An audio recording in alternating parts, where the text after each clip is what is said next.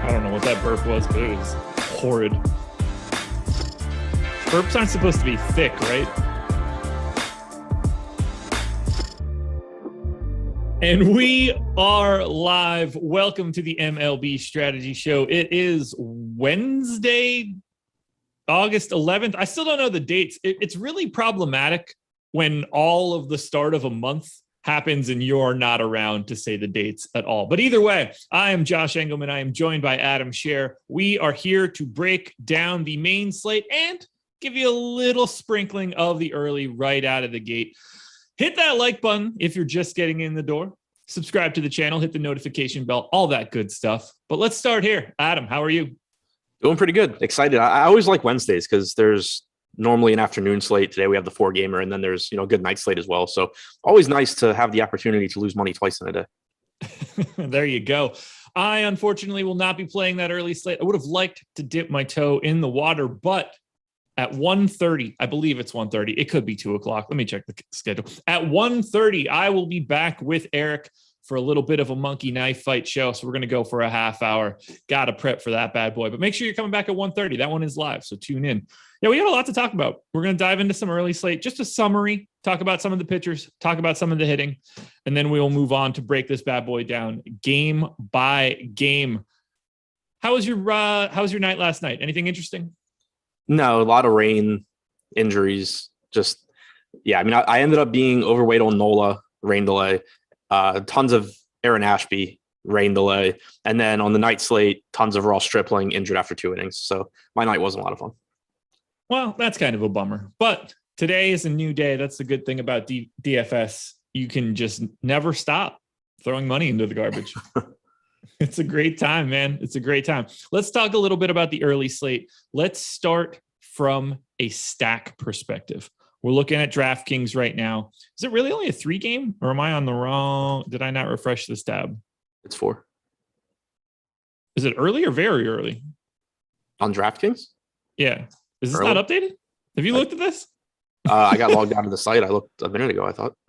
Okay. I just went to early right now, and we only got 6 teams showing. Let me pull this up again. Are you sure you're not on FanDuel? MLB DFS top stack tool for FanDuel is right across the top of my screen. Hey, yeah, I was like, guess what? DraftKings doesn't do very early. No, early's got 8. Appreciate you pointing that one out, and the fact that I'm a moron. So no news there for anybody else that's ever seen this show before. But let's talk a little bit about the top stacks on the early slate. We've got the Yankees, the White Sox, and the Houston Astros, all basically the same top stack percentage, pretty comparable in ownership, although they do go in inverse order of the way that I just read them off. Do either of those 3 teams stand out more to you? The Yankees, I think, because they're at the top and actually getting a little bit less ownership than the White Sox and the Astros. Decent matchup with Brady Singer, another of Kansas City's top pitching prospects that is a pretty big question mark at this point in terms of, how good he is at the moment. Bailey Ober, going against the White Sox, he's at least shown some ability. Senzatella is not the worst pitcher in the world. He's not, good either. But I think that given the ownership and given the matchups, I lean a little bit more towards the Yankees out of those 3. Okay. Any immediate thoughts on the Kansas City Royals, projected as the 4th highest top stack odds, and also coming in with the similar amount of ownership? They are the biggest negative leverage team on the slate right now. You're going to be avoiding the Royals on the early? Yeah, I get why they're getting it. They have almost a 5 implied run total. The wind's blowing out in KC. It's 90-something degrees, and they're really, really cheap. It's a bullpen game for the Yankees. It's a perfectly fine spot for Kansas City. But ownership's just going to be so high because it's only a 4-game slate. It's not like last night where to some extent you can kind of just play whatever you want because nobody's that popular. You're going to get a lot of ownership going to some of these spots today. How do you feel about the teams that aren't pulling this ownership? San Diego, Miami, Colorado, Minnesota, all showing up as positive leverage plays. San Diego and Colorado in particular showing up as pretty heavily positive leverage plays. Is this a day where you kind of flip the stacks on their head, go to the bottom? I think San Diego in particular really jumps out because they're actually a good offense and they're projected to be under-owned. It's not a great matchup against Sandy Alcantara, but for what it's worth, he has struggled outside of Miami this year. And the only reason I mentioned that is that Miami is such a favorable pitcher's park. I think it is worth noting when Miami pitchers just aren't as good outside. It's a good Padres team. It's not a great matchup, but I like taking my chances there. It's a harder sell on the Rockies and the Marlins since they're so freaking bad. And in the Rockies case, Framber Valdez is also very good. But for Miami, Ryan Weathers really has had issues. He might be good in a couple of years. He's a relatively highly regarded prospect, but he's really young still. He hasn't really been great at the major league level. So as much as it pains me, I think Miami's actually a decent stacker. Yeah, they are showing up with the second best odds of being the top value on the early slate. Do you change your stacking up at all for a 4-game slate? I run more 4-man, like 4-4 and 4-3, like on 15 gamers, 12 gamers. Typically, if I even create any like 4-4, 4-3, I don't do that many. I do a lot of 5-3, a lot of 5-2, and then a little bit of, just 5X. On smaller slates, I create more 4-4, 4-3. Just I still don't typically go 3-3-2. I think that's fine. I just don't normally do it. Okay. But yeah, I do run some smaller ones.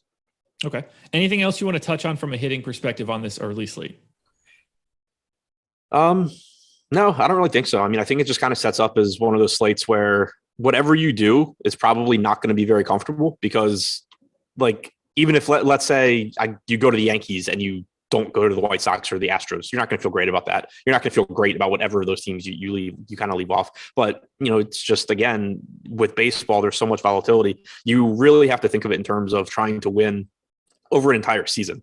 And I mean, obviously it's hard and you're going to be upset when you lose any given day, but you have to just think about it in terms of over the course of a season, the good teams are still going to fail. And those are the slates I'm going to win, as opposed to saying, oh, well, I think on this slate, this team isn't going to fail. So I'm just going to go with the field on the really popular hitters. So you're kind of just setting yourself up for failure that way. So it's going to be an uncomfortable slate, I think, but baseball tournaments.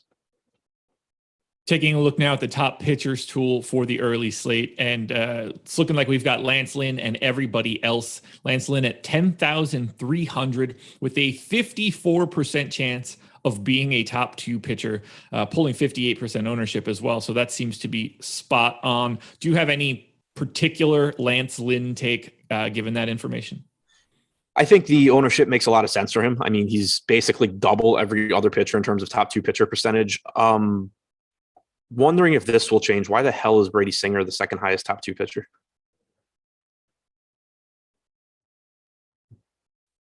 Facing the Yankees with a 5.7 implied run total. Yeah. Generally speaking, I'm willing to chalk up, like, if you rank these things, Singer, Valdez, Weathers, Sandy, like, to me, they're all basically the same. But that's still, like, I really care about the order in that regard. I still don't think that makes a ton of sense that it's even in that same group. It should be Lance Lynn, small gap, Framber Valdez, large gap, every other pitcher. Yeah. That's not making a ton of sense to me. What do we have Singer projected for? Do you know? Not if I'm looking now. 14.17. That is healthy. That is more than Framber Valdez. Feels off. Yeah. I think we're going to see that fall a little bit. Yeah. Otherwise, that would be showing up as an absolutely fantastic play at low ownership and $7,400. How has he been? He's been fine. Like, he's made 19 starts this year, 87 and 2/3 innings with Kansas City. He struck out 22.7%, 0.82 home runs per 9, 3.83 FIP, 4.14 xFIP. He's fine. but he's facing the Yankees in like 90+ degree weather with the wind blowing out in Kansas City. Yeah, seems not ideal. Granted, especially with Framber Valdez being at home. Right. And I mean, it's a watered down Yankees lineup too, but like just comparing him to Valdez, it makes no sense because Brady Singer has struck out, what did I say, 22% of hitters this year? Sure. 22.7%. Valdez is at 21.7, better xFIP, same home runs per 9, similar walk rate. One of them is facing the Yankees in 95 degree weather. One of them is facing the Rockies indoors. Yeah. I mean, Valdez by default just has to be higher than top pitcher. Yeah. Obviously, Singer looks like a great value option because of that $7,400 price tag. Singer's fine in tournaments. Like, don't get me wrong, especially because the Yankees are going to get so much ownership. He works as a leverage play and all that. But just in terms of who has a better chance of being a top 2 pitcher, it has to be Valdez. Yeah, I'm with you there. So who else stands out to you? Like, if that Singer ownership is right at 14%, how do you feel about it? I think he's a good tournament play. Again, like in cash, I think there's enough value bats, going to Kansas City, going to some of these other spots that Lynn Valdez, I think I haven't built a lineup, but I think it's just going to be the answer in cash. But in tournaments, I think Singer makes sense. Okay. Does anybody else stand out to you right now? We've got Ryan Weathers. We've got your boy Sandy, both pulling, mid to high 30s in ownership. And then everybody else is just not in that area. Is there anybody else you're looking to go to? Do you see Weathers as pretty dramatically over-owned the same way that our top pitchers tool does? Yeah, I think Weathers is pretty over-owned here. I mean, he's just not been good in the major league so far. He's only struck out 15.7% of hitters this year, 9.5% walk percentage, 6.4 K minus BB percentage is terrible, 5.13 xFIP, 1.48 home runs per 9. I understand he's facing the Marlins, and that's good, but that's literally like the only redeeming quality this guy has right now. And it's another reason why I think Miami stacks make sense. Sure. All right. Top stacks down, top pitchers tool down. Is there anything else you want to touch on with regards to the early slate today? Just a reminder that I think leverage plays a little bit bigger role on small slates too, just because the raw ownership numbers on pitching gets driven up. Like on yesterday's 15-game slate, for example, like the highest projected pitcher was like Scherer at 35% or Gilbert at 35%, whatever it ended up being. It was something like that. Whereas on a slate like this, not that you necessarily want to go up against Lance Lynn all that often, but just everyone's ownership gets driven up. Like right now, you have Weathers getting ownership, you have Alcantara getting ownership. These are guys that in this matchup on a bigger slate just wouldn't be getting it. So it makes leverage a little bit more important, I think. One final question here: does Senzatella interest you at all? Obviously, not a great option. 12% chance of being a top pitcher, no ownership. A little bit. I almost think I'd rather go to Bailey Ober just because his strikeout stuff's better. Okay. But he is getting a lot more ownership. So like I can see getting to Senzatella if you're playing 150, but right. Like he's not a worse play. He's no worse than Ryan Weathers is. And I assume you feel the same way that I do here. Getting to Senzatella at no ownership, even with a relatively low top pitcher odds, makes a lot more sense on a 4-gamer than it would on the main slate. Yeah, the opportunity cost is just lower. If Senzatella gets you like 12 fantasy points, he probably is. That's probably a good enough score that you're okay there. Like, let's assume Lance Lynn does well. Let's assume Valdez does well. There's a pretty good chance every other pitcher, even when they end up in that 12, 13 range or less. Okay. Well, I think that probably covers the early slate enough right now. So let's talk a little bit about the schedule moving forward. I mentioned it out of the gate. 1:30 p.m. Eastern time, Monkey Knife Fight MLB show, myself and Eric giving you some goods for Monkey Knife Fight. Then you will be back at 5 p.m. with Eric running through the deeper dive. 11 gamer tonight. It is 11, right? Yeah. 10 on FanDuel, I believe. And then I will be back for Live Before Lock with T McBee. Terry McBride will go from 6 to 7:05, take you all the way up until lock. Plus, you get some free content today. MLB player rankings, free. I think player rankings in particular for baseball, very valuable. It's a lot easier to just bucket guys together since the way that MLB players accrue fantasy points is a little bit different than some of the other sports. Plus, PGA Top Golfers tool, free as well. So if you're looking to play the Wyndham, which is kicking off tomorrow, use our Top Golfers tool. Help yourself out a little bit. Now it is time for us to dive in to the main slate. Are you ready? Yep. First game up, Phillies and Dodgers. 4.7 run implied total for the Phillies, 5.3 for the Dodgers. Kyle Gibson, David Price. neither guy really pulling all that much ownership. I have a little bit of interest in David Price, nothing too crazy. 6,600 on DraftKings. Do you share the same sentiment? Yeah, I would be able to go into more depth if my DraftKings page hadn't just frozen. But off the top of my head, I believe he threw a decent amount of pitches last game. There had been a pitch count concern for him. Do you have in front of you how many pitches he threw? Because I certainly don't. None of this is loaded. I mean, I can give you that if you really need it quickly. Yeah. Nothing. My screens aren't working. I'm working on it. Let me get there. Pitching 2021. Last start, he threw 62 pitches. That's it? Yeah. Okay. August 6th. Does that make sense? Is that David Price? Yeah. 62 pitches. Against the 18 Angels, batters. Yep. 18 batters faced. He went 5 1/3. Okay. Yeah. I thought he went relatively deep, but either way, he's 6,600. They had said they were going to stretch him out. It seems like they're still really taking their time on that. So it's kind of like a middle of the road play for me, just knowing that they haven't shown any real indication they want him to go too deep in the games. But I do still think that there's a little bit of upside for him here at this price. Yeah, he showed up in my sims around 10%. So at 3% ownership, that's fine for me. And size of the slate's nothing too crazy. Do you have any interest in Gibson up against the Dodgers? No, his price tag increased as well. He's up to 8,800 on DraftKings. This is someone that just, he's okay he's been pretty good at preventing runs. He's also gotten pretty lucky in some aspects this year, but still only a 19.9% strikeout percentage. Now you're facing the Dodgers in Philadelphia. Even if, Mookie Betts isn't in the lineup again, it's still a really dangerous lineup. They added Trey Turner. You have Corey Seager back. It's just a really, really tough spot for an increasing price on Kyle Gibson. Let's talk a little bit, at least, about the stacks here. I have the Dodgers as my number one. I don't even have much of a problem with their current ownership. I've got the Phillies 11th. I think they're probably going a little bit under-owned. This, to me, looks like an offense game. I'm happy to get to both sides, but certainly the Dodgers would be the priority. How are you looking at it from a hitting perspective?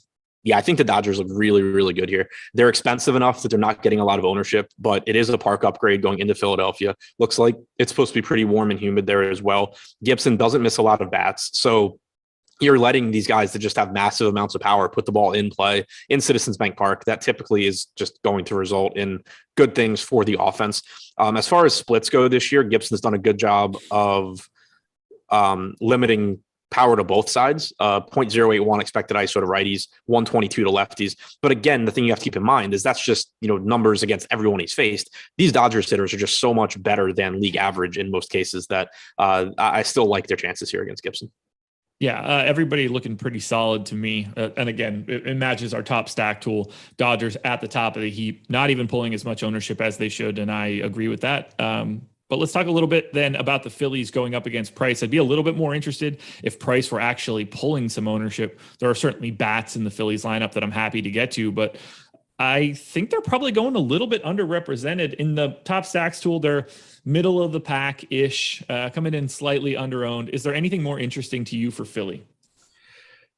I think that Philly's kind of self-explanatory. Like Gene Segura, Bryce Harper, JT Realmuto, Rhys Hoskins are appealing. The rest of them really are not. So yeah, there's not like a whole lot of interesting things to say about Philly, I don't think. Like they have a few hitters that are really good and have a lot of power. They have some other hitters that if you roster them, you're kind of just praying that they do better than you're expecting. So Realmuto, I think, really stands out. Only 4,400 at catcher on DraftKings. Hoskins only 4,200. Really good price tag there. Segura is cheap too. The Phillies as a whole are cheap. Like Bryce Harper, 5,200 is a discount there as well. But I think the pricing on Segura, Realmuto, Hoskins really stands out. Yeah, that's the core that I'd be looking at. Realmuto is standing out as the best option from the Phillies for sure. It's an interesting game to tackle. Just given that run total, given the pitching, which is fine at best. I would have liked to see a little bit more ownership coming to Price. That would make me like Philly just slightly more. Yeah. I think they have even more opportunities for leverage on the FanDuel side, but I can't really see a scenario where the Dodgers aren't my number one team today. Yeah, I agree. The way it looks right now, like as long as the ownership doesn't get there, I love slates like this where we had it a couple of times last week where I think it was Tampa Bay. It was like really, really expensive. And they were the number one stack in the top stack tool. And they were also just like their ownership was like half of that because it was just really difficult to get there. Those are my favorite tournament slates to play. they're like, it's really fun when you get to roster really good hitters at low ownership. It's not as fun when you're like, oh, I'm gonna take the the Tigers instead of the Yankees. Like that's not as fun. No, not so much. Favorite bat in the game? Muncy. I think mine might be Trey Turner, but 6,100 is such a big price tag that I don't feel like that's the best answer. Honestly, Real Muto being under 10% owned at 4,400 is probably the true piece here going up against the lefty. I agree. That's a really good one. Yeah. All right, moving on to your Orioles. 4.9 run implied total for the O's, 5-1 for the Tigers. Harvey and Skubal. Skubal pulling 13% ownership on DK at 6,300. That's exactly where I have him, so I don't have much to add. Matt Harvey is Matt Harvey. How do you feel about Skubal? How do you feel about Harvey? I think I see both of these guys in my future, and that doesn't feel great. So great. Harvey's been pitching relatively well recently. He left his last start early. He like tweaked his knee fielding a ground ball and then aggravated it running to cover first base. He said after that start that he was fine, that he was just kind of having trouble pushing off, and that's why he came out, but that he'd be good to go in his next start. Prior to that, he was in the middle of his longest scoreless streak of his career, and he's made some adjustments. He's throwing his fastball less. He's throwing breaking balls more. I still don't think Matt Harvey is a good pitcher, but I already kind of thought it was overstated, like how bad he was, because I think there's a tendency for people to just be like, oh, Matt Harvey used to be so good. Now he's, slightly below average, and we're going to treat him like he's the worst pitcher in baseball. He's really not. And now I do think he's, maybe a little bit better than he had been. He's only 5K. He's facing the Tigers.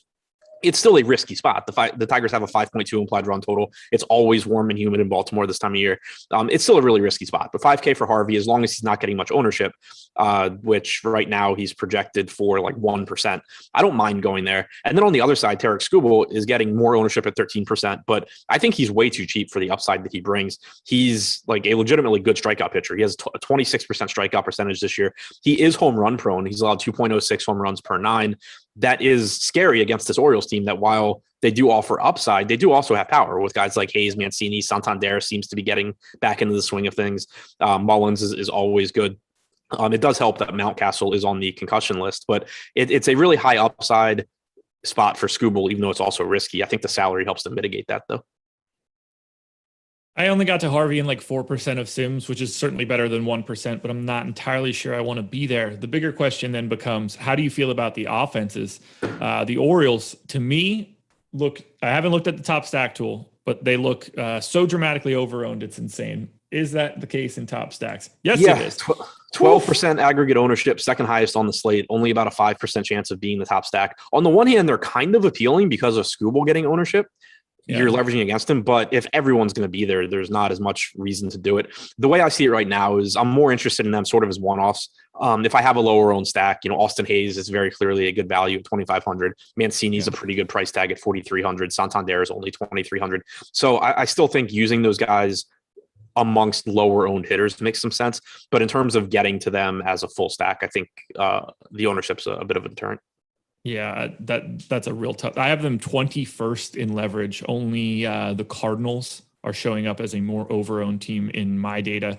On the Tiger side, I don't think they're as crazy. Like the Orioles and the Cardinals have separated from the pack. The Tigers are just sort of your normal, slightly overowned team, but still ranking really high. In the top stack tool, they are second. I have them third, but at 2 and 3 with the Cardinals, it's basically a coin flip.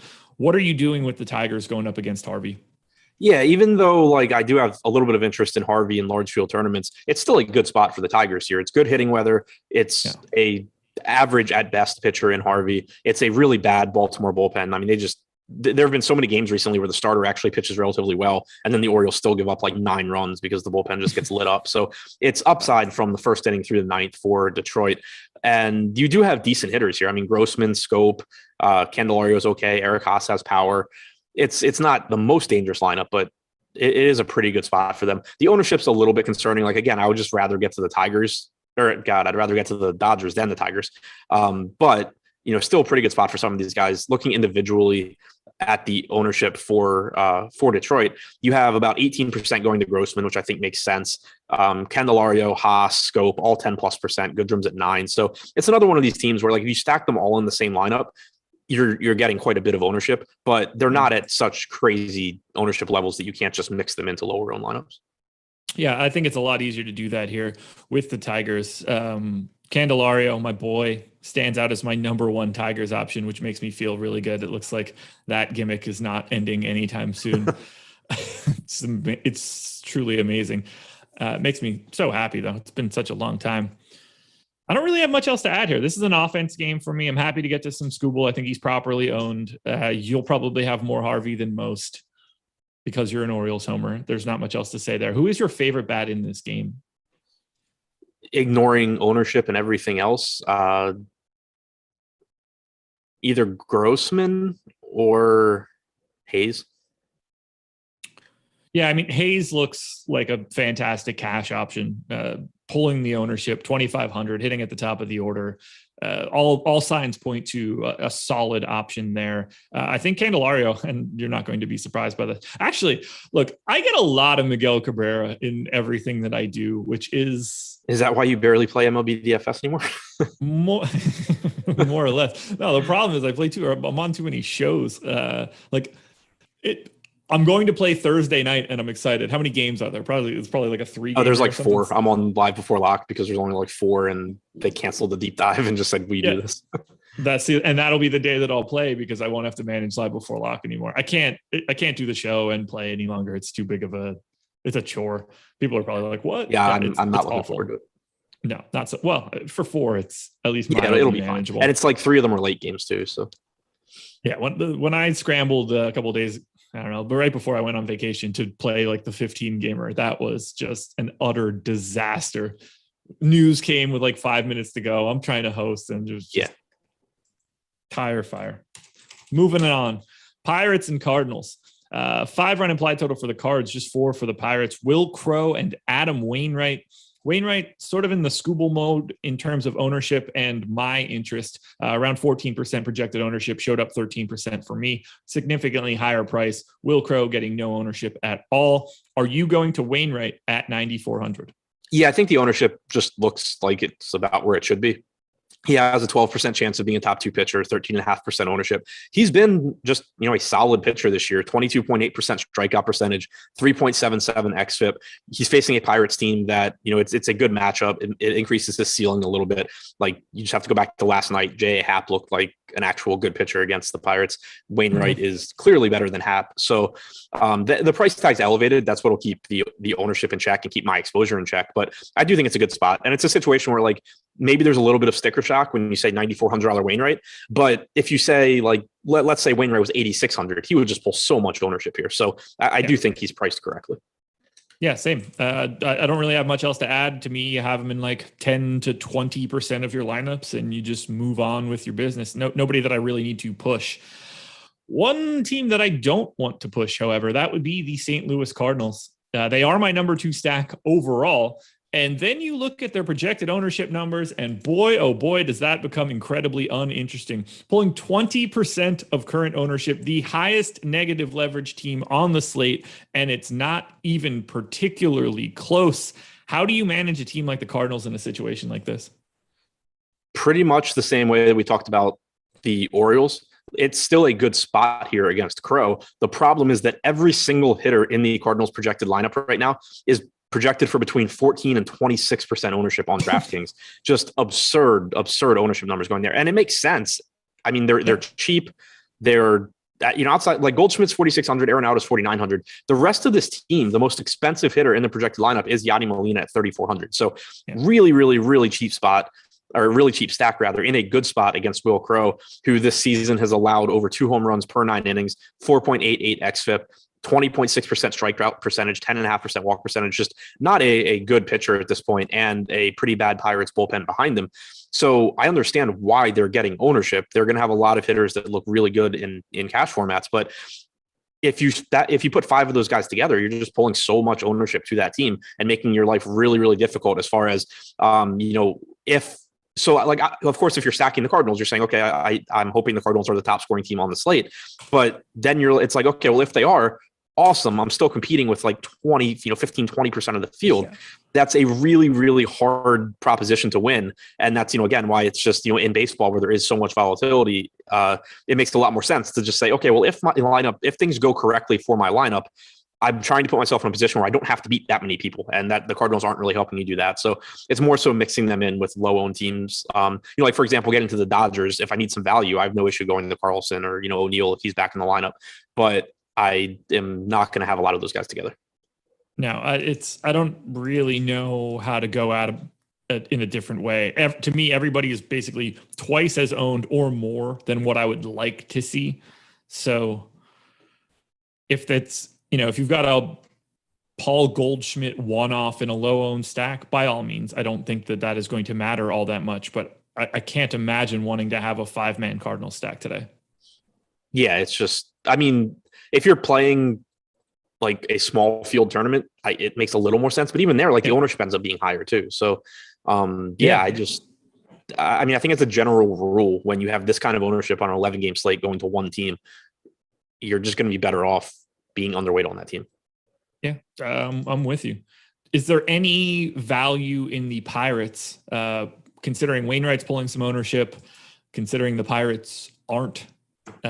Anything here for you? So one note from the early slate: Reynaldo Lopez is starting in place of Lance Lynn, so that slate just got torn wide open. Yeah, you're not on the one good pitcher on the early slate. And that's Framber Valdez, not Brady Singer. You beat me to the joke. Yeah. But as far as the Pirates go, Wainwright's just been pretty solid across the board. 125 expected ISO to righties, 158 to lefties. $3,600 is just too cheap a price tag for Brian Reynolds' talent level, so I don't mind that. Brian Hayes also, one of the top hitting prospects in baseball. The Pirates are a very, very cheap team. They aren't getting much ownership. They also are towards the bottom of the top stack tool, which I think makes sense. They are a team, though, that I think you can go to, if you are looking for value bats and trying to not get to, a 20% owned guy from the Cardinals. Brian Reynolds at 3,600, even though he's going to project a little bit lower than someone like Tyler O'Neill, the range of outcomes is the same. Brian Reynolds is a good hitter. That's the kind of spot that, you can just play Reynolds instead and save a bunch of ownership. Okay. Yeah, I've got Hoy Park at the top of the heap for me at the 2K. Showed up 7% of the time in my sims. That's about all I really have from Pittsburgh that I would really like to get to with any sort of volume. I'm looking now. Is he getting any ownership? Oh, he's only getting 4% ownership individually. Yeah. Yeah. I think that's a really nice play as a value option. Yeah. As a whole, I just think Pittsburgh is, and there's going to be plenty of examples most likely on an 11-game slate, but it just kind of reinforces that point of there's so many teams going. Yes, the Cardinals are in a good spot, but you can just replace, in a lot of builds, you can just replace those guys with, Hoy Park or Brian Hayes or Brian Reynolds and just get a huge, huge ownership discount. Yep, absolutely. Anything else here? Pirates and cards? Nope. Shit, I lost my tab. Got it. We're back. All right, promo time. Let's talk a little bit about you trying to sign up at Awesemo.com using the promo code MLB Strategy. That's just one gigantic word. I assume it'll be on the screen momentarily. Use that code. Get 25% off your first week of Awesemo Plus. Why wouldn't you want to get a little bit of savings if you're signing up? It'll cover every sport we've got: NFL, MLB, PGA, NASCAR, MMA, tennis, soccer, esports. Soccer's coming back this Saturday. Adam, are you excited for soccer? For soccer? Yeah. Yeah, man, I'm thrilled. Are you going to play? No. Interesting. Why no soccer, but why yes MMA? Any particular reason? Because I've been told that to be good at DFS soccer, you have to have some semblance of an understanding of the sport, and I don't, and I'm not interested in learning it. Fair enough. You should be interested. It's the best thing that you could watch on the weekends. 2 hours in and out, no commercials. I would rather watch commercials. Oh, man, that makes me sad. Never been a soccer fan? Nope. Okay. Well, I tried. It's like the only sport I refused to play as a kid. Just never liked it. So it's so good. You don't like the most popular sport in the world? Contrarian in everything. There you go. There you go. They're over-owned right now. Yeah. Well, anyway, you can get content, projections, ownership, written content, potentially shows, although the shows are obviously free. Use that promo code MLB Strategy Show. One gigantic word. Save yourself 25% on your first week of Awesemo Plus. Skylar Rand says he would rather watch Space Jam 2 on repeat than soccer. You guys are missing out, man. The crowds in a soccer game drive everything. That was a problem during COVID, to have a full crowd going nuts and singing songs. It's great. It really is great. I'm so excited to go to the bar on Saturday for the Liverpool match. I would be more excited if it were 10 o'clock, because having a beer at 10 a.m. and watching soccer with a group of people is a really fun time. 12:30 will still work. Yeah. That's like an excuse to drink early is always nice, but I'd rather just go to a bar where they're not showing soccer. You're the worst, man. Absolute worst. Mets and Nats. Mets 4.8 run implied total. Nats 3.6. This one is not on the FanDuel slate, so sorry, FanDuel people. We will talk a little bit about the Mets, though. Marcus Stroman going for New York. I've got Jeffrey Rodriguez for the Nats, although we didn't have a starter earlier. Do you know if that has been updated? I do not. Still blank on MLB.com. If it's Jeffrey Rodriguez, he's 3,700. Did they lower the minimum price? What gamer? Have they lowered the minimum pitcher price? No, but the Nats game isn't even on the slate. I've got salaries from DraftKings for it. Am I totally crazy? No, maybe not. What the hell? So they're also okay, finishing yesterday's game. Okay, so that doesn't make any sense. Hit me with it. What doesn't make sense? They're finishing yesterday's game, but it's on the slate. No, it's 2 games. No. Oh, I'm following. Okay. Like, they're finishing yesterday's game and then playing today's game. Yeah. Okay, I'm following now. And yeah, Jeffrey Rodriguez is 3,700, which is weird because that's below minimum salary. Everybody's 3,700 now. That's the minimum salary from what I'm seeing.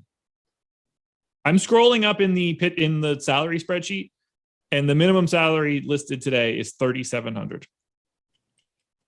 Yeah, you are right. As per usual. Say that again, man. Jordan, can you clip that? So, I mean, the difference between 3,700 and 4K is not really meaningful. That's a weird change to the minimum salary that is largely irrelevant. Let's start with Marcus Stroman first, who's pulling 8% ownership. Does that interest you at all against the Nats? Mildly. The price tag is an issue at 9,300 because Stroman just doesn't get that many strikeouts, only 20.5% this season. He is a pretty good pitcher, though, 3.67 xFIP, 0.85 home runs per 9. And we do know that the Nats are essentially a minor league offense. So I am kind of interested in Stroman at low ownership. He's probably getting about where he should be, 8.5% chance of being a top 2 pitcher, 8.5% ownership. Reasonable pivot, like away from Wainwright. Like, let's say Wainwright's ownership increases a little bit. You get like, even 17, 18% Wainwright and like 7 or 8% Stroman. I'm interested in, like, when you look at it that way, I'm interested. But it's still just in the context of the entire slate. I'm not sure how much I get to. Okay. Yeah, that's kind of where I'm at right now. He showed up in 6% of lineups, 8% expected ownership. So I've got nothing really here. So typically for me, and yesterday actually ended up being different because there were some really weird ownership gaps in pitching with like Sonny Gray and Aaron Nola and some other spots. But typically on a slate like this, I end up being pretty chalky on pitchers in most cases, and then getting low owned bats because it's just so easy to get low owned bats. So like looking right now, I think I probably get a good amount of Kevin Gausman at 9,900. I think I probably get a good amount of Burns at 10.3. I'm not too concerned about moving away from those guys a ton. So that's why it's sort of just like, Stroman, I think, makes sense as far as being like, he's getting like 1/5 the ownership of someone like Gausman. I think that makes sense. And it's a spot that you could choose to go to, but I typically prefer going to the hitters, going contrarian on the hitters instead. Speaking of hitters in this game, how do you feel about the Mets, who are grading out a lot better for me than they are in the top stack tool right now? Mets are mid-pack, basically neutral from an ownership share. I've got the Mets popping a little bit more aggressively than that, especially that top of the order, Nimmo, McNeil, Alonso. Smith, all those guys I have showing up basically twice as frequently as our current ownership is showing.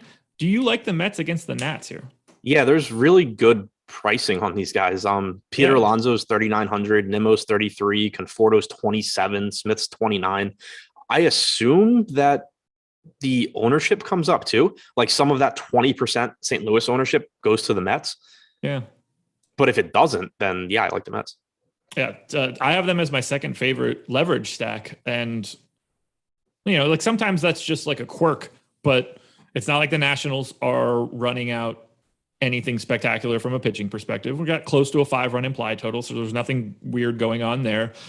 I don't know if it's a weather thing or if this is some sort of artifact of the fact that they're playing 2 games today. But, if Brandon Nimmo's hitting leadoff at 3,300 and has less than 5% ownership, I'm interested in that. And yeah, like I don't that same sort of thought process down the line. Right. When we talk about this game at 5:00, I don't think we're having this conversation. But if we are, then I like the Mets. Yeah, this is definitely, I would say, are the Mets, could they be my they're probably like my second or third favorite team for today on the main slate, just given where that ownership stands right now. 5th overall, second in leverage. Like that's a great combination. I just happen to have one team that's going to be a little bit better than that. I'm in for the Mets. Get them, everybody. I'll take the whole lineup outside of, I'm sure Javi Baez will just strike out 5 times, but yeah, they all look good. I got nothing to add here. Play the Mets. Are you playing the Nats? Okay, so dumb question. Is this a 9-inning game? I don't know how it works with suspended games. That would make a lot of sense. I didn't see the pop-up when I looked at it before, but that'll... Yeah, that's kind of why I'm asking, because there's not a pop-up on DraftKings, and I honestly have no idea what the answer is. I legitimately don't know either.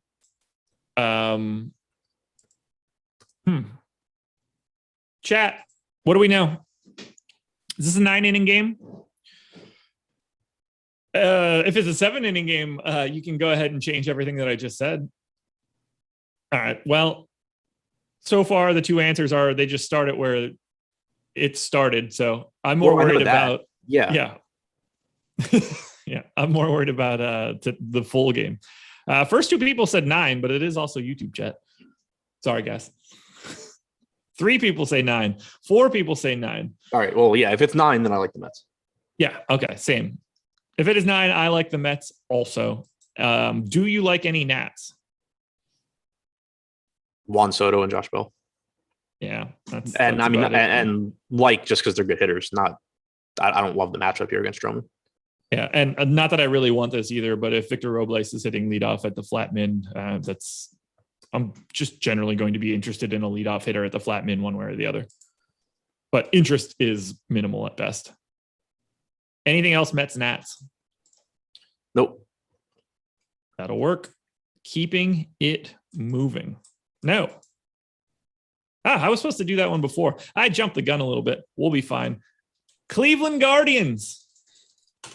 Oakland A's, 4.3 run implied total for Cleveland, 5 for the A's. Cal Quantrill, Frankie Montas. Someone in the chat said 8 innings. Great. Frankie Montas, 11% owned. To me, that's spot on. Cal Quantrill, no ownership whatsoever. How are you managing the pitching here? I'm interested in Montas, particularly in tournaments. He's got the 4th highest top 2 pitcher percentage on the slate. He's only getting 11% ownership. You look at the guys above him, Burns getting 48%, Manoah getting 23%, Gossman getting 44%. Then you get this drop to Montas, who's less expensive and getting 11%. I think he's a good pitcher. The Indians is an okay matchup. 4.1 implied run total is reasonable. Montas this year has a much higher strikeout percentage against lefties than righties, but we have seen it trending up against righties as well. The Indians lineup is typically pretty balanced, but skewing right-handed heavy. I like Montas. I think he's a good pitcher. I think the strikeout numbers are going to come up. He's already struck out 31% of lefties, but based on what he's done previously in his career, I think his 21.7% strikeout percentage against righties increases. I think he's just a good pitcher that's not getting much ownership. So I do like him in tournaments. Yeah, I don't have much to add for this one. So far the pitching is just sort of spot on for ownership, at least for me. I don't it's directly in line. I don't have anybody. Almost like to a T. Wainwright 13-13, Montas 11-11, Skubal 13-13. Like I'm landing right on the number for a lot of these guys, which makes it really uninteresting. Do you have any interest in some of the offense here? I've got the A's as my number 9 stack. I've got them pretty over-owned, including Matt Olson, but it's Matt Olson, so I don't mind so much. Is there offense for you in this game? I have some interest in Oakland, but right now it looks like the ownership's about where it should be. They're the 5th highest top stack percentage. Their ownership is about 8%. They have a 7.5% chance of being the top stack. The matchup against Quantrill, I think, is okay. He's done a pretty good job of limiting power so far this year. 177 expected ISO to lefties, 105 to righties. The thing that jumps out is that he doesn't strike out a lot of guys, though, particularly righties this year, only a 14.5% strikeout percentage. When you're going to let players like Starling Marte and Sean Murphy hit the ball, they tend to do some damage. Matt Olson, of course, always does. But you also have a couple of questionable guys in the A's lineup with Mark Canha and Josh Harrison, both a little bit banged up. So there is the chance that you get a little bit watered down Oakland lineup here as well. Anything on the Cleveland side other than Jose Ramirez, who's pulling 14% ownership with no one else above 3? Nope, I'm good. I guess obligatory mention of Franmil Reyes has insane power, but I'm not really looking to get to him against Montas. Yeah, it doesn't seem all that necessary. That is... It's rare you see one guy like that pull so much ownership and at a $5,600 price tag, no less, and have no one else. Yeah. Speaks to 1, how good Jose Ramirez is, and 2, how the third base position isn't that strong. Very true. All right, we'll keep it moving. Red Sox and Rays, 4.9 run implied total for the Red Sox, 4.6 for the Rays. Nathan Eovaldi, Josh Fleming. No ownership really coming in here. 7% on Eovaldi, just 1 on Josh Fleming. Are you trying to go to Eovaldi? This is one of the first spots that I've got to where I think that the pitcher is a bit underowned. One unrelated question first. How old do you think Jose Ramirez is? Do we know his age? I just looked. Well, is it real? Yeah, I'm following. Because I feel like you're going to tell me that he's like 24 or something. And I'm like, he's 37. Just turned 19. 28? Yeah, you're right. He's 28. I thought he was like 33. Okay. He probably is. Yeah. Well, there was also, there was a Jose, I think there was like a Jose Ramirez or something like before him. Like with I'm sure there's been a lot. But it was like back to back. Yeah. So I don't know. It feels like he's been around forever, but whatever. I thought he was way older than that. I'm with you on Eovaldi. I think that it's a dangerous matchup against the Rays. They have a scary offense. They have a 5.2 implied run total. They're in Fenway. All of that stuff, kind of working against him, but he's a good pitcher. He's only 8,200, not getting much ownership. 23% strikeout percentage this year, only 0.57 home runs per 9. Very low walk rate allows him to go deep into games. 3.68 xFIP. He's kind of similar, like to Stroman, I think, where I think that the ownership gap between him and some other pitchers is probably bigger than it should be, but I'm also not sure that that's going to be a spot that I really look to exploit in my lineups personally. Like, I think it's a perfectly fine spot, but I, again, just typically think that going after bats is a little bit better. Okay. Yeah. I actually have Eovaldi grading out better than Stroman for today, which, we'll see where that ends up. I just meant it was similar. Whereas they're both good pitchers that don't have quite the strikeout upside as the guys getting more ownership, but I still think that, if I could just bet that if you gave me 5-1 and you took Gausman and I get to take Eovaldi, I would take that every day. And the same goes for Stroman. But in the context of a lineup with 10 players, I'm typically going to just end up getting low owned bats and then going to the pitcher that is going to do better 50% of the time, or 50+% of the time. Sure. Red Sox would be my preferred stack here. That is the preferred stack probably from an ownership perspective as well. I have them 6th, middle of the pack in terms of leverage. Are you looking to get to bats here? Yeah, if the ownership is going to be low, because it's kind of similar to the game yesterday where I think the pitching is fine. Like yesterday you had Rodriguez and Patino, but it's also a game in Fenway that has a 10.5 implied run total. And both of these teams have so much power. You're only getting about 3% aggregate ownership going to Tampa, a little bit more going to Boston at 5.5%. But both of these teams just have such high ceilings that I am still interested in going there in tournaments. Yeah, I've got the Rays probably lower than I would have expected, just looking at the slate like as a whole.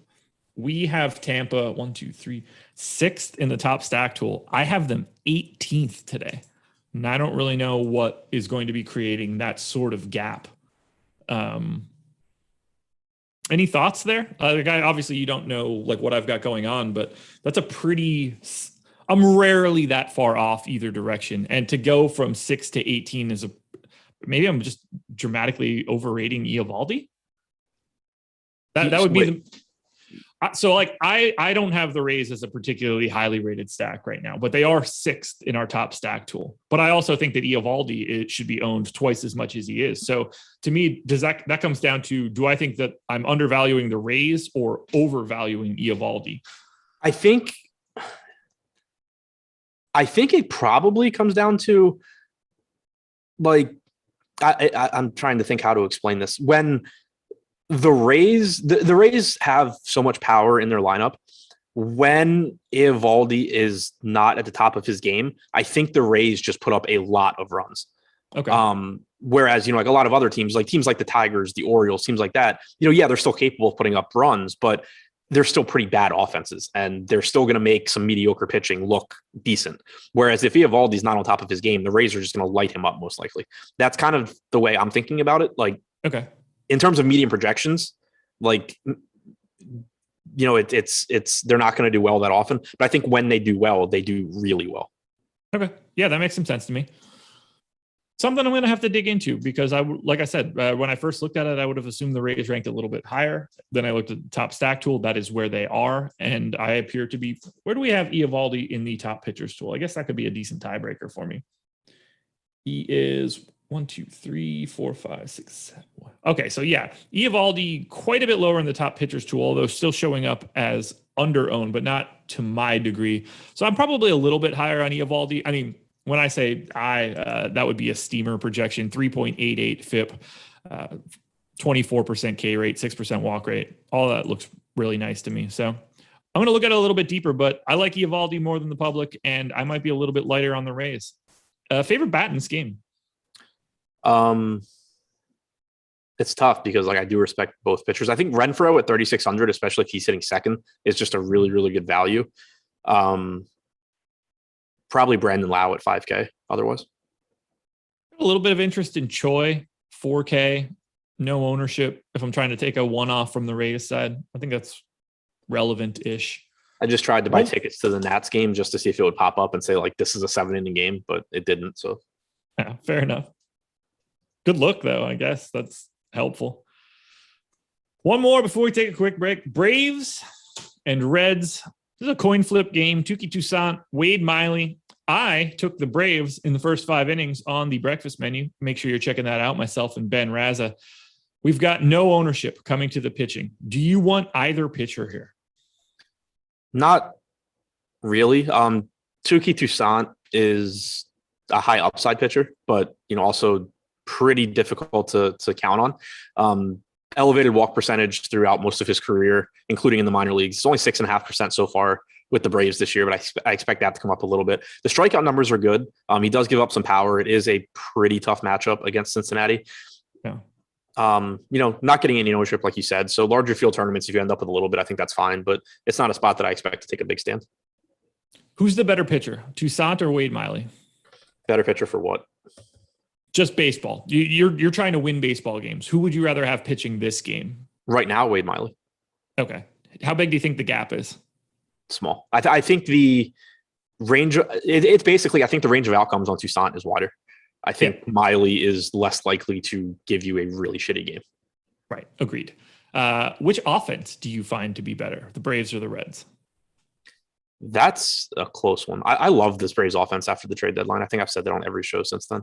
It's a shame there's no Acuna here. Yeah. As currently constructed, though, I think I'd still lean Braves. Okay. That works. I was hoping you said that Toussaint was your preferred just because of the, you'd rather take the upside than the consistency of Miley. And I was gonna be okay, I feel really good about taking the Braves as a coin flip pick in my bet. Yeah. But anyway, let's talk a little bit about this Braves offense. I have them ranked 4th. I have them 7th in terms of leverage. This is a team that I am looking to get to at least a little bit. Wade Miley doesn't get blown up all that much. He doesn't give up a lot of anything to anybody. But at the same time, I don't think this Braves team is pulling as much ownership as they should. Yeah, the ceiling for the Braves is just so high. They have so much power in this lineup. And they do have the one thing working for them that I like to target a lot. Wade Miley doesn't strike guys out. He does do a good job of limiting power and, getting weak contact and all of that, but still only an 18% strikeout percentage against righties. And I just love the upside of a $3,600 Jorge Soler that is very likely to put the ball in play. Austin Riley likely to put the ball in play. Swanson, Duvall, all these guys just have so much power, and you're going to let them hit the ball. I like taking my chances there. Okay. Yeah, that's I feel the same way. This is a team that I definitely want to get to quite a bit. This is the team that I would be slightly more interested, like them and the Mets in this case. So it looks like I'm cornering the market on the NL East. Both teams I think are going under owned, and teams that I would be trying to target, at least as of right now. No problems going to Freddie Freeman in the lefty spot. No problems going to Jock in the lefty spot, although his plate appearances might die on the vine a little bit later in the game. We shall see. Do you have any interest, though, in grabbing some Reds? I have the middle of the pack overall, but fourth in leverage. If it goes bad for Tucson, it goes real bad. They look like one of the best teams in Alex's top stack tool right now. Fourth highest top stack percentage, only pulling about 2% ownership. But yeah, I think that's kind of the thing.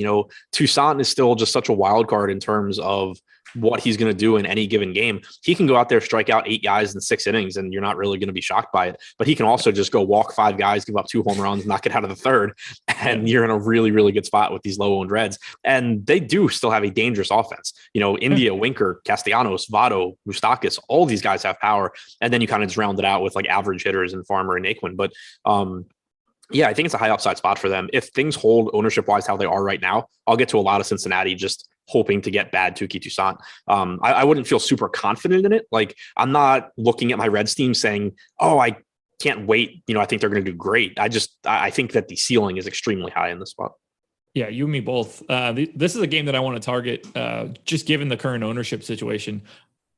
I wouldn't be surprised to see the Braves have a big day because I think their offense is really, really good. There are no holes in that lineup. And if Toussaint goes squirrely, there's no reason that the Reds couldn't hang up a big number, and there is no ownership coming in here outside of 5.5 to Castellanos. Everybody else is 3% or below. I like this game a lot. Ball should carry too. It's Atlanta in August. Perfect. Favorite bat in this game? Soler at 3,600. So I have Albies as my top guy, but Moose Tacos with dual eligibility and no ownership against Toussaint, it would not. He could very easily have 2 guys on in the first and pay himself off with the first swing. Yeah, let's pay that off in the first swing of the bat. Like lefty righty matchup. It's probably like if Toussaint just walks 2 guys like he is prone to do, that could be that first inning will tell the story. Not even necessarily. Remember that start where he was like really popular and he had like 16 points through 4 innings, and it was like, damn, I didn't play enough Toussaint, and then he finished with negative points. That's him, man. He is highly, highly variant. When it's good, it's really good. When it's bad, it is really bad. Yeah, I mean, you literally, and again, obviously you're not looking at game logs trying to decide what to do with him, but they tell the story. Over his last 3 starts, 9.2, negative 1.9, 30.8. That's kind of what he is. I mean, that's legitimately difficult to do. Guys, shout out to OddsShopper for being the presenting sponsor of this show. I touch on them a little bit in the breakfast menu, but I need to touch on them here. If you are betting on sports and you're not using OddsShopper, you are leaving money on the table. Don't just go to one book and find a line and just say like, oh, well, this is what I'm going to get. You need to be shopping around. There's no reason to leave any sort of edge on the table. If you can get minus 105 instead of minus 110 just over and over and over again, you should be doing it. It's the same principle as trying to get into like overlaid contests. Any little bit that you can get back is just money that's staying in your pocket instead of going out. It's the best thing that you could possibly do, and using OddsShopper makes it easy. You could track bets, get notifications on line movement, all that sort of good stuff. We've got expected ROI and expected win rates built into the tool. So go to oddshopper.com. It's all updating in real time. That is going to be your best tool for you in the sports betting landscape. We've got 4 games to go, a little bit more to talk about, and just in case you're curious, if you're trying to buy a Hammered Dragon winery, that is now available to be minted at the crisp time of noon. So I'm going to do that while I transition you over to the Cubs and the Brewers. 3-run implied total for the Cubs, 5.3 for the Brewers. Is that still the line? Because I don't think that this game had a line earlier today. I'm seeing 6.3 for Milwaukee, 3.9 for the Cubs. Okay, so the total is a lot. Is it 9.5 now? Yeah. Makes sense. Jake Arrieta and Corbin Burns. Burns pulling 48% ownership. He showed up in 45% of mine. I don't really have anything else to say here at 10-3. To me, he's unquestionably the best option. Yep, I agree. The only thing to point out, and we'll have to keep an eye on it, is this game once again has weather concerns. Got rained out. Peralta start was rained out, 2 days ago. Yesterday, you got the very short Aaron Ashby start prior to the rain. Another chance for rain to move in today. Seems right now like it's going to be less of an issue, like it comes later on, but definitely something to pay attention to here when there is good pitching on this slate. If it ends up looking like a really dicey situation, I'll probably move away from it just because there is, other stuff I can pivot to. Yeah, he's going to look great. Make sure you're keeping your eye on the weather. I had enough fun with rain delays yesterday. I'm not doing it again today. Any interest in Jake Arrieta? No. Didn't think so. Let's talk a little bit about the Brewers then. My number 8 stack, but in my opinion, quite a bit overowned. And in the opinion of our website, quite a bit overowned. The third most overowned team on the slate. Do you get to any Brewers given that information? It's just so much ownership. It's a good spot. Arrieta is washed. He's just not very good anymore. 248 expected ISO to lefties this year, 201 to righties, between an 18 and 19% strikeout percentage to both sides. Doesn't really care who he gives it up to. He just gives it up to everybody. So it's a good spot for Milwaukee. And I think mixing them in, kind of like we've talked about with other teams that were popular, like the Cardinals and the Orioles, makes sense. But, kind of the same thing. Like I just don't want to stack a bunch of guys that are really, really popular together. The one thing that is kind of interesting here, though, and is a little bit different than those other teams, the Brewers as a whole aren't that inexpensive. So you have quite a bit of ownership. You have 17% going to Wong, 15% to a $5,900 Yelich. Narvaez picking up 11%. Everyone else is sub 10%. So this is a team where you could actually pay up to be contrarian within the stack. Willy Adames at 5,600, one of the best shortstops this year, is only pulling 4% ownership. Obviously, Al Garcia, $4,600, 2% ownership. Eduardo Escobar, $5,900, definitely overpriced, but 7% ownership. So they are a little bit different as far as the aggregate ownership doesn't tell the whole story, because you can pretty easily just skip one guy, decide that you're not going to play Wong or you're not going to play Yelich and replace them with Adames or Escobar, and you have a pretty different Milwaukee stack. I'm the champ in chat. I'm going to take the under on Lance Lynn finna have 8 or more strikeouts. I got the under. Tomorrow? Yeah, maybe. Is there a single Cubs bat you have interest in? No. Same. Favorite bat in the game? Ownership considered, Willy Adames. Otherwise, probably Colton Wong. It looks like good hitting weather here again, by the way, too. Wind blowing out, humid with the rain moving in. So if the weather cooperates, it is a good hitting spot. Give me Omar Narvaez, 4,600 as my top option, but I'm with you on Adames if we're paying attention to ownership. I got nothing else here. Let's move it on to Angels and Blue Jays. Angels 4.1 run implied total, Jays 5.3. Dylan Bundy, Alek Manoah. Manoah pulling 23% ownership. Bundy pulling absolutely nothing. I like the Manoah ownership. I took the Blue Jays on the breakfast menu today. I certainly did not take the Angels. What are you doing with Manoah? Yeah, I think Manoah looks good. The ownership he's getting ownership, but it's nothing crazy at 23%. Second highest top 2 pitcher percentage on the slate. Just a good pitcher. He has the third highest strikeout percentage behind Burns and Kevin Gossman at 28.2%, 4.13 xFIP, 1.2 home runs per 9. That's not really crazy. I mean, he's still a young pitcher. You're going to get some inconsistencies there. That's the biggest risk that you're taking. But the strikeout stuff is just very good. The Angels have a pretty nice lineup now that they've called up guys from the minors. Brandon Marshall strike out. Joe Adell loves to strike out. Upton will strike out. There's plenty of strikeouts in this lineup. Ohtani is really the only really good hitter in this lineup. So I do like Manoah here quite a bit. Yeah, he's going to be really good. I mean, you can say that he might be really good right now, but he's going to be really good in the future. Do you get to your boy, Dylan Bundy? I don't think so. It's just such a tough spot for him. He had a good start his last time out, but I don't want to read too much into that because it was against Texas. So I never really had any doubt in my mind that Dylan Bundy could still get out AAA hitters. So I'm not, reading too much into that. He did throw like 84 pitches. So if you're someone that believes in Dylan Bundy in this spot, you shouldn't be concerned about his workload. You should just be concerned about his pitching and the matchup against Toronto. 189 expected ISO to righties this year, 207 the lefties. It's just such a tough spot against a Blue Jays team that just has power really top to bottom. Speaking of this Blue Jays team, they are my number one leverage stack for today. I have them ranked 7th overall, but I don't think that they're getting nearly enough ownership. I want the entire team. They are top of the line for me. Do you want to get a lot of Blue Jays today? Yeah, they look pretty good. They're coming in, in that same ballpark as Atlanta, Tampa Bay, kind of similar to Cincinnati. So like the way things look right now, I still think the Dodgers are the team I get to the most, but Toronto definitely up there. Like I wouldn't be in 3 max right now. I think, and obviously I haven't built lineups, but my guess, just knowing kind of where I normally end up, is that I would end up with like a Dodger stack and then 2 of Cincinnati, Tampa, Atlanta, Toronto. Okay.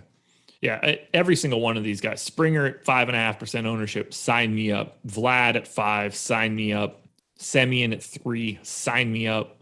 All of these guys to me are dramatically underowned. Love it. Get the Blue Jays. Do you get the Angels? No, I just think Manoah's good. I mean, you can make the case to stack against a 23-year-old rookie that still is going to have some bad starts mixed in. But on a slate this big, I think I would rather just go to teams in better spots. You and me both. Favorite bat in this game? It's pretty hard to pick one. Yeah, it is. I like Teoscar's salary on DraftKings. He's just $1,100 cheaper than Springer.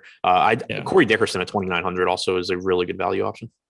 Yeah, he showed up in 7% of lineups, only 1% ownership.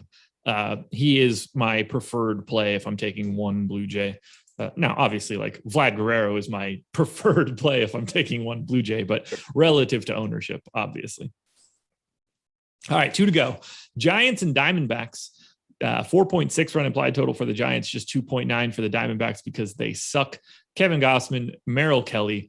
Gausman at 44% ownership today, which is a pretty big number, just slightly behind Corbin Burns. So Corbin Burns and Kevin Gausman, the 2 most expensive pitchers today, and you're basically putting one of them in every single lineup given that current projected ownership. How do you feel about him today against the Diamondbacks? So I think individually, Gausman's a little bit overowned here at 43% at nearly $10,000, but I still think he's a good play in the context of lineups. Like he's kind of been the guy that I've been using in these examples with low owned pitchers where it's just like, I don't hate it if some of my Gausman exposure ends up going to these guys, but I'm also not like actively looking to get away from Gausman because I'm going to just get low owned bats. I think it's a really good spot for Gausman, and you shouldn't be looking to build your lineups around taking like one random ass pitcher stand. And, like I'm not going to play this pitcher in a really good spot when you can just like embrace volatility and go with lower on bats. So I expect I'd be somewhere around the field on Gausman here, maybe a little bit under.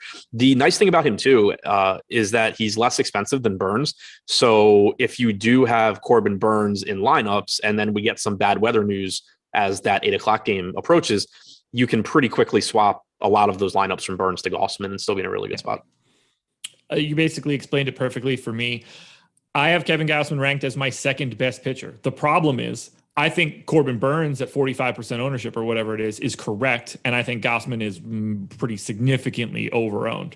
So it's not that I don't like him, but like, I think that he should be more owned like Alek Manoah instead 25 to 30. Yeah. So 44 seems way too high, but that doesn't invalidate how he looks. Right. The way I see it is, and this is, just pretend that there's no weather concerns in Burns' game for the sake of this conversation. But the way I see it is, if these ownerships are what they are going to lock, I'm going to be more than happy to have 48+% of Corbin Burns. So I think he's easily the best pitcher on the slate, and he's facing a bad Cubs team. Kevin Gausman is the one where I think he's really good, but if I'm going to get, a little bit overweight on Montas and, a little bit overweight on Stroman or Eovaldi or whoever, Gossman's the one that I'm going to start pulling that ownership from so that, I maybe end up with like 30% or something like that. But that's also thinking of it in terms of like 150 lineups. If I'm building one lineup and, I'm hand building one lineup and I have, a low owned stack and like some low owned hitters around it in that lineup, that one specific lineup, I'm not necessarily looking to also get away from Gossman because I think he is probably the second best pitcher play on the slate. Totally agree. How do you feel about Giants bats here going up against the Diamondbacks and Merrill Kelly? To me, they're not pulling enough ownership. I think they look like an okay leverage stack, but they're also probably like a middle of the pack team too. So a team that I'd be happy to get to try and get a little bit of leverage, but there's probably better options.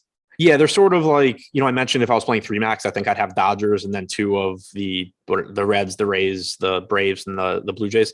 I think San Francisco would be like on the fringe of that too. Like I wouldn't be shocked if I got a San Francisco stack in 3 max, but I think they fall in behind those guys the way it looks right now. It is an appealing spot just because they are a really, really good offense. They have a lot of power. Going into yesterday's game, I haven't refreshed the numbers, but going into yesterday's game, they had the second highest ISO in baseball against right-handed pitching on their active roster. They had the 4th highest WRC plus. Merrill Kelly is kind of just a guy. He's not a bad pitcher, but he's not someone I'm going to shy away from either. He does a pretty good job limiting power, but doesn't get strikeouts. And I just like this Giants team when they're able to put the ball in play. You also have good pricing here. Chris Bryant's the most expensive hitter on DraftKings at $4,900. Everyone else is $4,400 or less, so they're affordable. There's a lot to like about the Giants here. Lamont Wade looking massively underowned, dual eligibility. Posey looking massively underowned for me. Chris Bryant looking massively underowned. I just think I'm going to find better spots, but it's not that I don't want to be there. I do think they're one of the best underowned value stacks. Like, yeah, we talked about Tampa Bay being underowned. They're expensive. The Dodgers are expensive. The Blue Jays are expensive. Atlanta's reasonably priced. But you look at San Francisco, like on DraftKings, if you plug in Kevin Gausman and Corbin Burns, you get $3,725 per position. Wade is less than that. Dickerson is less than that. You can probably just 5-man stack the Giants with decent one-offs, Gausman and Burns. You shouldn't be able to do that with a team this good at low ownership. I mean, we could link back to Park being the flat 2K if he's leading off, makes that even easier to fill in as a one-off for some sort of stack like that. Right away, you're playing with even more money than you had before. Yeah, I mean, like Brandon Belt should never be $4,200. No. Yastrzemski shouldn't be $4,100. I can't imagine you're taking any Diamondbacks. No, I'm good on that. Yeah, like, in theory, I like it because I think that Gausman is overowned, but at the same time, I don't expect the Diamondbacks to just beat him into submission either. Right. And just, I was playing around with it while you talk, but if you go, this is not even including like Alex Dickerson, who's 2,700. If you go Gausman, Burns, and then just like a really good giant stack of Wade, Yastrzemski, Crawford, Bryant, Belt, you still have $3,000 per position, which is there you go. Yeah. And like I said, you throw Park into one of those spots. If that works out for that particular spot, you're grabbing another 1,000 back into that. So saving an extra 500 for each. If you make Chris Bryant, Alex Dickerson, you have 3,733. Yeah, there you go. Like you just shouldn't be able to stack teams this good at low ownership with the 2 best pitchers on the slate. Completely agree. Closing it out, and this one should not be difficult to do. Mariners and Rangers, Tyler Anderson, Spencer Howard. Tyler Anderson at 20% ownership. I think it's fine. I don't disagree with it. Do you like Tyler Anderson? Not really. I mean, I like the matchup. I think he's an okay pitcher. I think he's probably a better pitcher than people give him credit for because he spent so long in Colorado. Yeah. But I just don't really think he's that necessary on the slate, especially if he's pulling 21% ownership. Like, if he were getting 10%, I'd be interested, but we have him at 21%. Tariq Skubal's 1,300 less with much better strikeout stuff. In tournaments, I think I'd rather roll the dice on Skubal, for example. What do you think about David Price at $1,000 less than 3% ownership? My concern there is just how far into the game is he going to go? But I still think it's a reasonable pivot for sure. Yeah. I just think I think in general, like if you're going to have 34, so like 37% ownership combined between Anderson at 7,600, Price at 66, and Skubal at 13, it probably should just be a lot flatter than it is. Okay. Spencer Howard ownership for you? He only went, I think, 3 innings his last time out. Yeah. It seems like they're going to use him as an opener. He went 2 1/3. He threw 46 pitches or 45 pitches. It seemed like they're going to use him as an opener, and then I think have Taylor Hearn come in behind them. I haven't seen that confirmed, but that's what they did last time, and I think there's a good chance they do it again today. So I don't really have any confidence in Howard going deep enough into this game. Yeah, I got him in for 3 2/3, and that's not enough to make him relevant at all. He hasn't thrown more than 68 pitches in his last 10 appearances. The last time he threw more than 50 was June 20th. I think Seattle has a little bit of under-owned interest, but they're like my number 14 stack overall. So I don't really see this game as a game that I want to get offense from.